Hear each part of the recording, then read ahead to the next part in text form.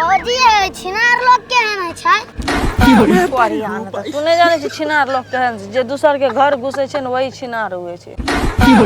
भौजी तब तो तोहर बहन छिनार छा। जब कोरिया हमर बहन से तोरा की करलको? की करलका? हमें सुतल रिया तोहर बहन घर घुस गला। कोरिया घर में घुसे से लोग छिनार हुए छै। बहन जो तोही त कहली जे दोसर के घर में घुसे छै उ छिनार होय छै।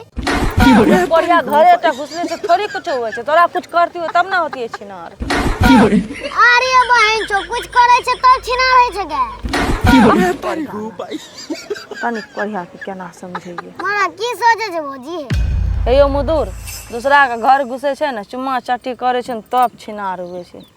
ए भौजी हमरा से गलती भ गेला, हमरा माफ कर दे। मरकाने किया छी? अहाँ के कोई मारलक या? भौजी हमरा कोई ने मारलके, हमरा माफ कर दे, हम छिनार भ गेलिए। रे कोरिया तू तो बीत भर के छेबे करी, छिनार केना भेगली?